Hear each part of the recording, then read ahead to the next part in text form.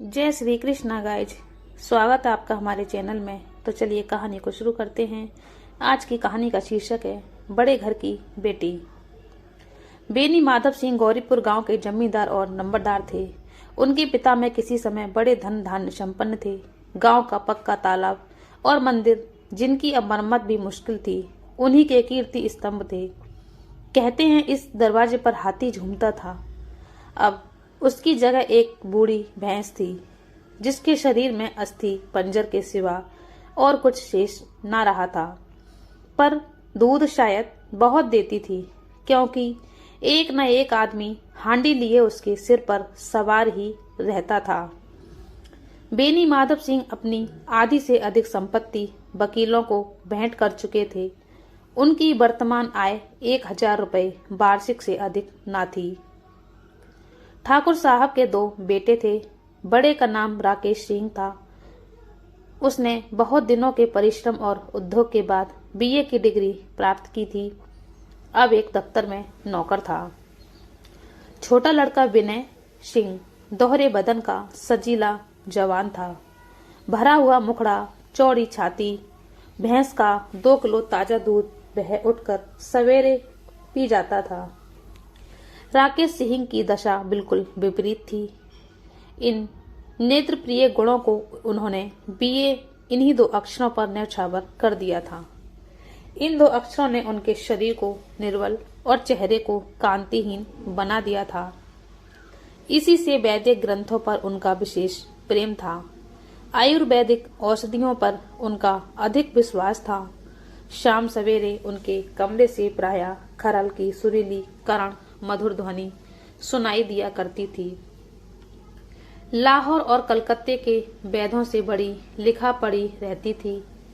राकेश इस अंग्रेजी डिग्री के अधिपति होने पर भी अंग्रेजी सामाजिक प्रथाओं के विशेष प्रेमी न थे, बल्कि अपमान और बड़े जोर से उसकी निंदा और तिरस्कार किया करते थे।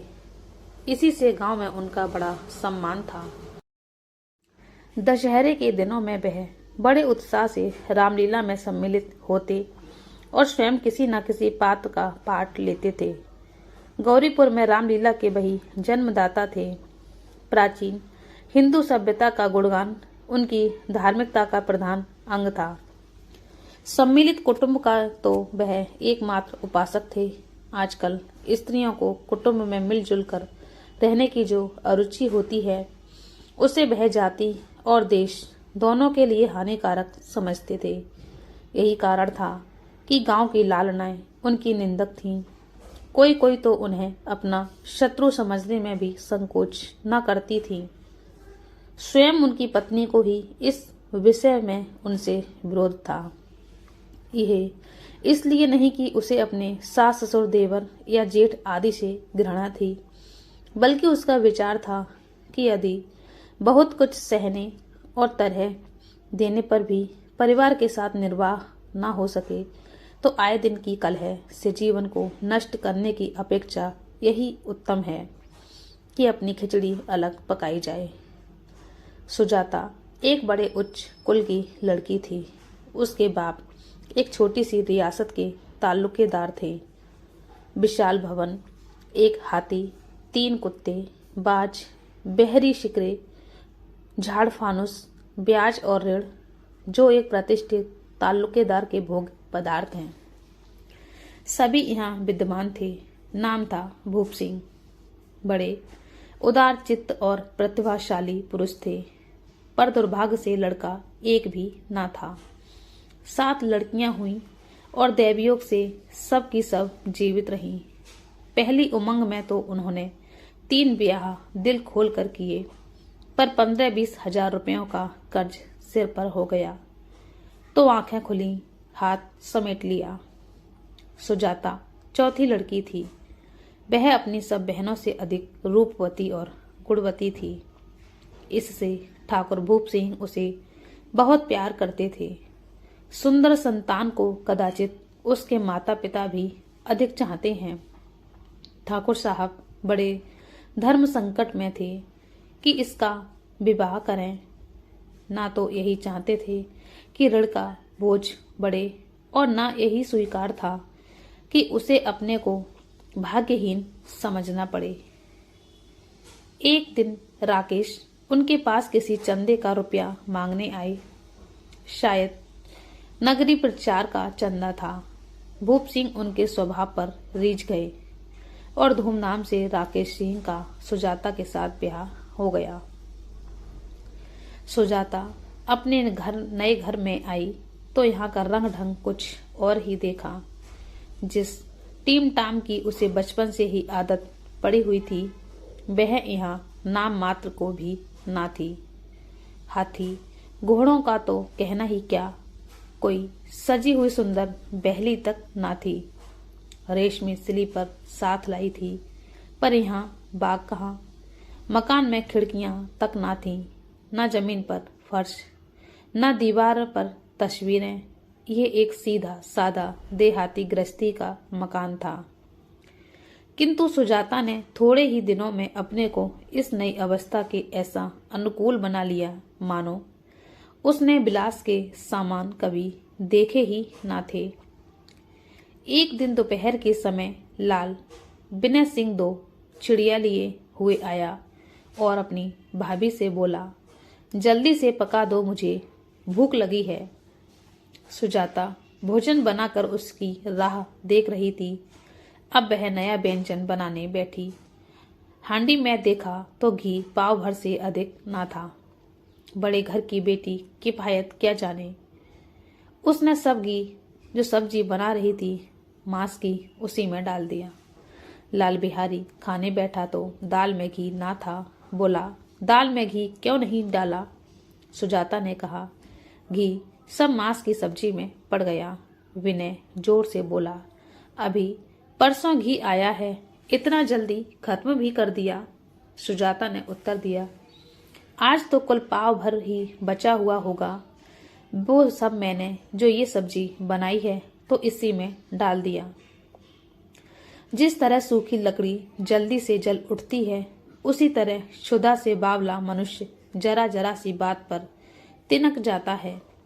विनय को भाभी की ये आवाज बहुत बुरी मालूम हुई। विनय तिनक कर बोला, मायके में तो चाहे घी की नदी बहती हो, औरतें गालियां सह लेती हैं, मार भी सह लेती हैं, पर मायके की निंदा उनसे नहीं सही जाती। सुजाता मुंह फेर कर बोली, विनय से बोली, हाथी मरा भी तो 9 लाख का, वहां इतना घी नित्य नाई या नौकर ही खा जाते हैं। विनय सुजाता की ये बात सुनकर गुस्से से लाल होकर भड़कता हुआ और चिल्लाता हुआ उठा, थाली उठाकर पलट दी और अपनी भाभी सुजाता से बोला, जी तो चाहता है जीभ पकड़कर खींच लूं। सुजाता को भी क्रोध आ गया, मुंह लाल हो गया। बोली, राकेश जी होते तो आज इसको मजा चखाते। अब अनपढ़ गंवार विनय ठाकुर से ना रहा गया। उसकी स्त्री एक साधारण जमींदार की बेटी थी। जब जी चाहता उस पर हाथ साफ कर लिया करता था। चप्पल उठाकर सुजाता की ओर जोर से फेंकी और बोला, जिसके गुमान पर फूली हुई हो ना, उसे भी देखूंगा और तुम्हें भी। सुजाता ने हाथ से चप्पल रोकी, सिर बच गया, पर उंगली में बड़ी चोट आई।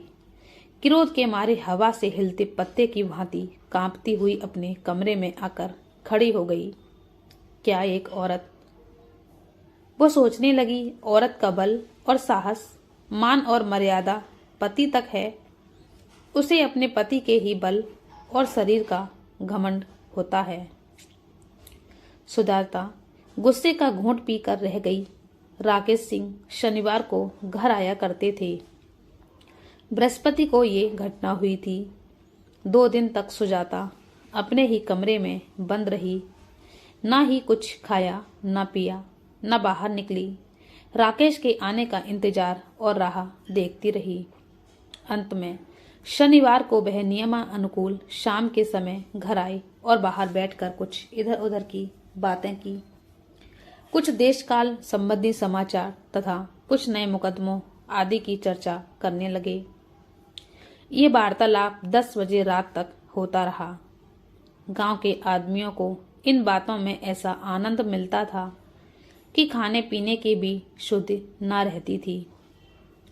राकेश सिंह को पीछा छुड़ाना मुश्किल हो जाता था। ये 2-3 घंटे सुजाता ने बड़े कष्ट से काटे। किसी तरह भोजन का समय आया तो पंचायत उठी। एकांत हुआ तो विनय सिंह ने कहा, भैया आप जरा भाभी को समझा दीजिएगा कि मुंह संभाल कर बातचीत किया करें, नहीं तो एक दिन अनर्थ हो जाएगा। बेनी माधव सिंह ने बेटे की ओर साक्षी दी। हाँ, बहू बेटियों का ये स्वभाव अच्छा नहीं कि मर्दों के सामने खड़ी होकर बराबर मुंह चलाएं। विनय बोला, वह बड़े घर की बेटी हैं तो हम भी कोई गिरे हुए या गरीब नहीं हैं। राकेश ने चिंतित स्वर से पूछा, आखिर बात क्या हुई है? विनय ने कहा, कुछ भी नहीं, यूं ही खुद ही बिना किसी बात के मुझसे उलझ पड़ी और जोर जोर से चिल्लाने लगी। अपने मायके बालों के सामने हम लोगों को कुछ समझती ही नहीं।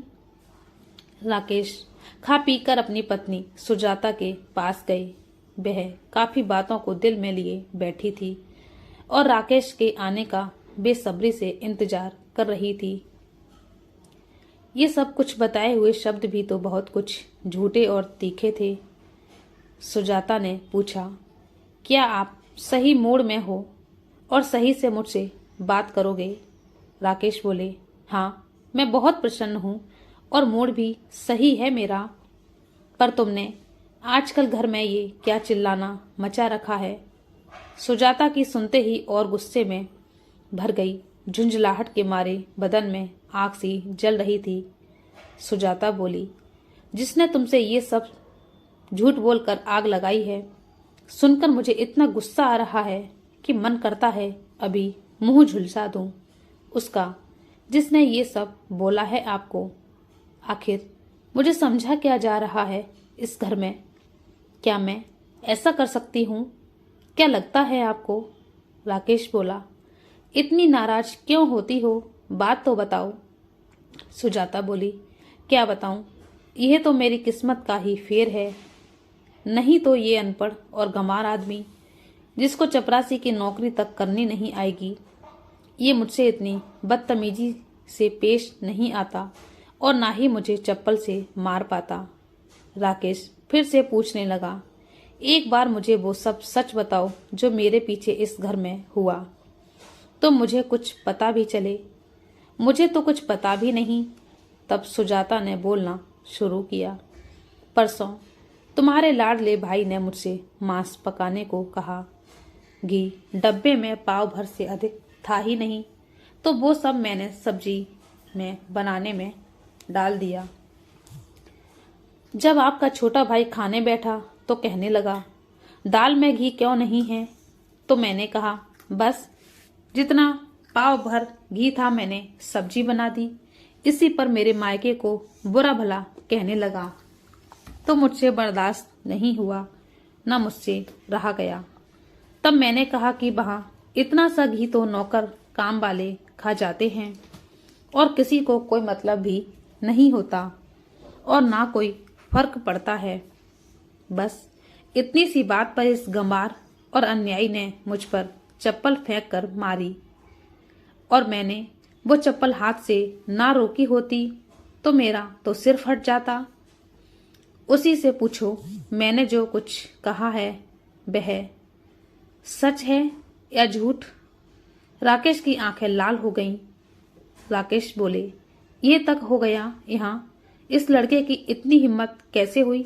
सुजाता औरतों के स्वभावानुसार रोने लगी, क्योंकि आंसू उनकी पलकों पर रहते हैं। राकेश बड़े धैर्यवान और शांति पुरुष थे। उन्हें कभी कभी ही क्रोध आता था। औरतों के आंसू पुरुष की क्रोधाग्नि भड़काने में तेल का काम देते हैं। रात भर करवटें बदलते रहे। गुस्सा अधिक होने के कारण पलक तक नहीं झपकी। सुबह उठे और अपने पिता के पास जाकर बोले, पिताजी, अब इस घर में मेरा कोई सम्मान इज्जत है कि नहीं? इस तरह की आत्मगिलानी भरी बातें कहने पर राकेश ने कितनी ही बार अपने कई मित्रों को आड़े हाथों लिया था, परंतु दुर्भाग्य आज उन्हें स्वयं वे ही बातें अपने मुंह से कहनी पड़ी। दूसरों को उपदेश देना भी कितना सहज है। बेनी माधव सिंह घबरा उठे और बोले, क्यों राकेश? इसलिए कि मुझे भी अपनी मान प्रतिष्ठा का कुछ विचार है। आपके घर में अब अन्याय और झूठ का प्रकोप हो रहा है। जिनको बड़ों का आदर सम्मान करना चाहिए वे उनके सिर चढ़ते हैं। मैं दूसरे का नौकर ठहरा घर पर रहता नहीं। यहाँ मेरे पीछे औरतों पर चप्पल और जूतों की बौछारें होती हैं। किसी बात तक की चिंता नहीं। कोई एक की दो कह ले, वहां तक मैं सह सकता हूँ, किंतु ये बिल्कुल बर्दाश्त नहीं हो सकता कि मेरे ऊपर लात घुसे पड़े और मैं चुपचाप सहता रहूं, कुछ ना बोलूं। बेनी माधव सिंह कुछ जवाब ना दे सके। राकेश सिंह सदैव उनका आदर करते थे। उनके ऐसे तेवर देखकर बूढ़ा ठाकुर अवाक रह गया। केवल इतना ही बोला, बेटा तुम बुद्धिमान होकर ऐसी बातें करते हो। औरत इस तरह घर का नाश कर देती है। उनको बहुत सिर चढ़ाना अच्छा नहीं। राकेश बोला, इतना तो मैं जानता हूँ। आपके आशीर्वाद से ऐसा मूर्ख नहीं हूँ। आप स्वयं जानते हैं कि मेरे ही समझाने बुझाने से इसी गांव में कई घर संभल गए, पर जिस औरत की मान प्रतिष्ठा का ईश्वर के दरबार में उत्तरदाता हूँ, उसके प्रति ऐसा घोर अन्याय और दुराचार, तिरस्कार जैसा व्यवहार मुझे बर्दाश्त नहीं है। आप सच मानिए, मेरे लिए यही कुछ कम नहीं है कि विनय को कुछ दंड नहीं मिला। अब बेनी माधव सिंह भी गरमाए। ऐसी बातें और ना सुन सके तो बोले, विनय तुम्हारा छोटा भाई है, उससे जब कभी भूल चूक हो उसके कान पकड़ो। लेकिन राकेश बोला, विनय को मैं अब अपना भाई नहीं समझता। बेनी माधव सिंह बोले, अपनी औरत के पीछे? राकेश ने कहा, जी नहीं, उसकी दुष्टता और घमंड के कारण। दोनों कुछ देर चुप रहे। ठाकुर साहब अपने बेटे राकेश का क्रोध शांत करना चाहते थे, लेकिन ये नहीं स्वीकार करना चाहते थे कि विनय ने कोई भी गलत और अनुचित काम किया है। इसी बीच में गांव के और कोई सज्जन सिगरेट चिलम के बहाने वहां आ बैठे। मोहल्ले की औरतों ने जब ये सुना कि राकेश पत्नी के पीछे पिता और भाई से लड़ने को तैयार है, तो उन्हें बड़ा हर्ष हुआ। दोनों तरफ की लड़ाइयां सुनने के लिए उनकी आत्माएं तिलमिलाने लगी। गांव में कुछ ऐसे कुटिल मनुष्य भी थे जो इस कुल की मान मर्यादा को देखकर मन ही मन में जलते थे। वे कहा करते थे, राकेश अपने बाप से दबता है, इसलिए वह दब्बू है। उसने पढ़ाई की कई ज्ञान की किताब पढ़ी, इसलिए वह किताबों का कीड़ा है। बेनी माधव सिंह उसकी सलाह के बिना कोई काम नहीं करते। ये उनकी मूर्खता है। बुइन महाअनुभवों की शुभकामनाएं आज पूरी होती दिखाई दी। कोई सिगरेट पीने के बहाने और कोई लगान की रसीद दिखाने आकर बैठ गया। बेनी माधव सिंह पुराने आदमी थे, इन भावों को एकदम समझ गए। उन्होंने निश्चय किया, चाहे कुछ ही क्यों न हो, इन गांव वालों को ताली बजाने का अवसर ना दूंगा। तुरंत खुशी मन से हंसकर कुछ शब्दों में बोले, बेटा मैं तुमसे बाहर नहीं हूँ, तुम्हारा जो जी चाहे करो। अब तो विनय से अपराध हो गया। इलाहाबाद का अनुभव रहित झल्लाया हुआ ग्रेजुएट इस बात को ना समझ सका। उसे डिबेटिंग क्लब में अपनी बात पर अड़ने की आदत थी। इन हथकंडों की उसे क्या खबर। बाप ने जिस मतलब से बात पलटी थी वह उसकी समझ में न आया। बोला, अपने छोटे भाई यानी विनय के साथ अब इस घर में नहीं रह सकता। बेनी माधव बोले, बेटा बुद्धिमान लोग मूर्खों की बात पर ध्यान नहीं देते। विनय ना समझ लड़का है, उससे जो कुछ भूल हुई उसे तुम बड़े भाई होकर उसे माफ कर दो। राकेश ने कहा, उसकी इस दुष्टता को मैं बिल्कुल भी बर्दाश्त नहीं कर सकता। या तो विनय इस घर में रहेगा या मैं ही। आपको यदि मुझसे ज्यादा विनय अधिक प्यारा है तो मुझे इस घर से विदा कीजिए। मैं अपना भार जिम्मेदारी खुद ही कैसे भी संभाल लूंगा। यदि मुझे रखना चाहते हैं तो उससे कहिए जहाँ चाहें बस चला जाए।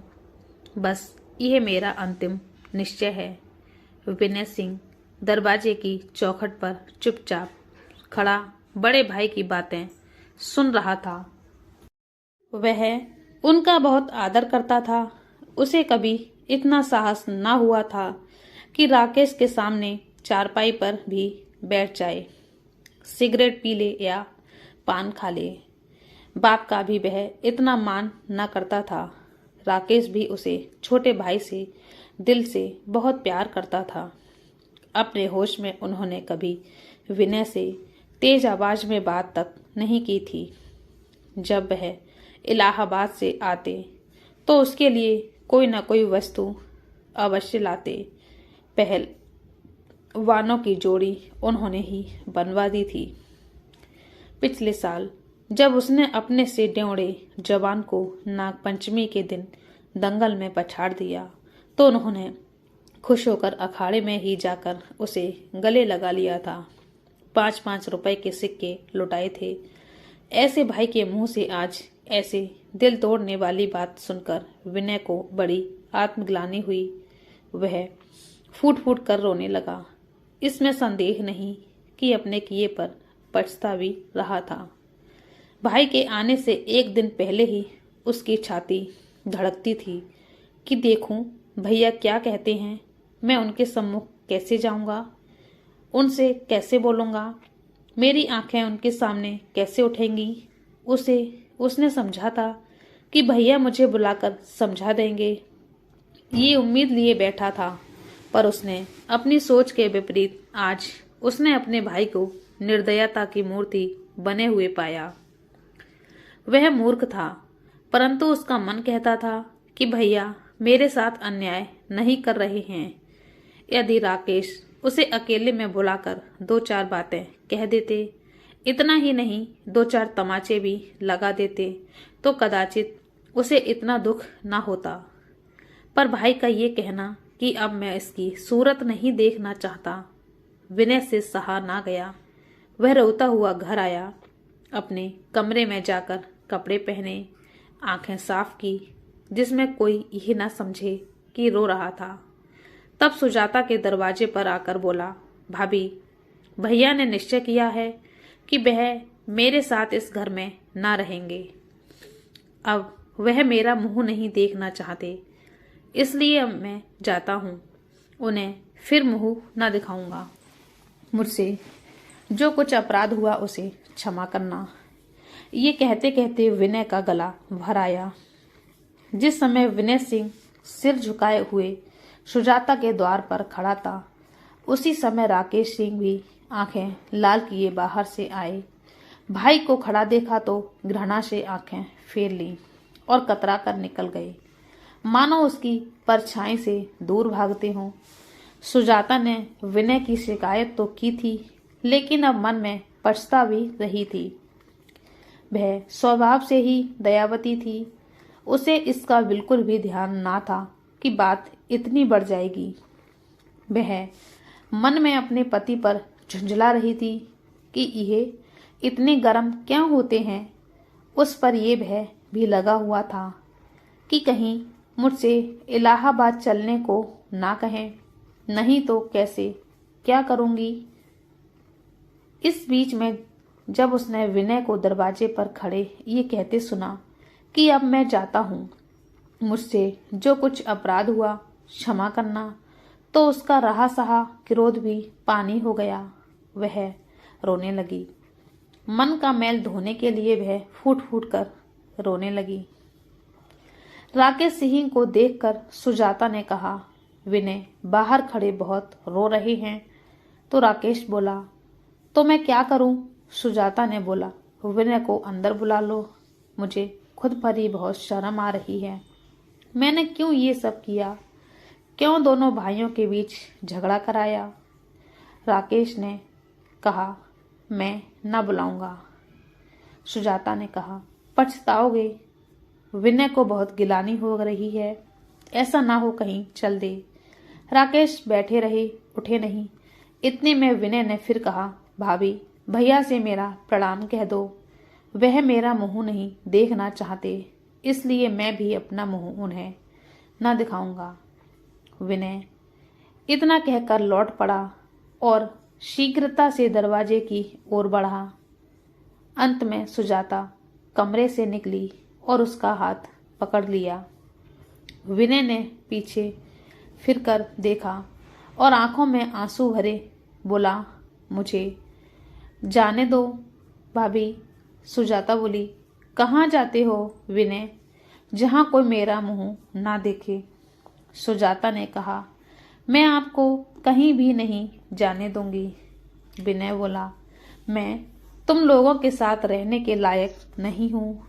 सुजाता ने कहा, तुम्हें मेरी कसम है विनय, तुम एक भी कदम घर से बाहर नहीं बढ़ाओगे। विनय ने कहा, जब तक मुझे ये ना मालूम हो जाएगा कि भैया का मन मेरी तरफ से साफ हो गया है, तब तक मैं इस घर में कभी कदम नहीं रखूंगा। सुजाता ने कहा, मैं ईश्वर को साक्षी मानकर कहती हूँ कि तुम्हारी ओर से मेरे मन में कोई भी शिकायत, कोई भी गिला नहीं है। अब राकेश का हृदय भी पिघला। उन्होंने बाहर से आकर विनय को गले लगा लिया। दोनों भाई खूब फूट फूट कर रोए। विनय ने सिसकते हुए कहा, भैया अब कभी मत कहना कि तुम्हारा मुंह न देखूंगा। इसके सिवा आप जो दंड देंगे मैं सब स्वीकार करूंगा। राकेश ने कांपते हुए स्वर में कहा, विनय इन बातों को बिल्कुल भूल जाओ। ईश्वर चाहेगा तो फिर ऐसा अवसर कभी नहीं आएगा। बेनी माधव सिंह बाहर से आ रहे थे। दोनों भाइयों को गले मिलते देखकर आनंद से खुश होते हुए बोल उठे, बड़े घर की बेटियां ऐसी ही होती हैं, बिगड़ता हुआ काम बना लेती हैं। गांव में जिसने भी ये सुना, उसी के प्यार भरे शब्दों में सुजाता की उदारता की बहुत प्रशंसा की और पूरे गांव के लोगों को सुजाता से कुछ सीखने को मिला। बड़े घर की बेटियां ऐसी ही होती हैं। तो दोस्तों, ये कहानी आपको कैसी लगी कृपया करके कमेंट बॉक्स में हमें ज़रूर बताएं। और हाँ, आप हमारे चैनल पर नए हैं तो हमारे चैनल को सब्सक्राइब ज़रूर करें और बेल आइकन को दबाएं ताकि हमारी कहानी आपको सुनने को मिलती रहेगी। कहानी को पूरा देखने के लिए धन्यवाद। तो चलिए मिलते हैं एक और नई कहानी के साथ। तब तक के लिए जय श्री कृष्णा, राधे राधे।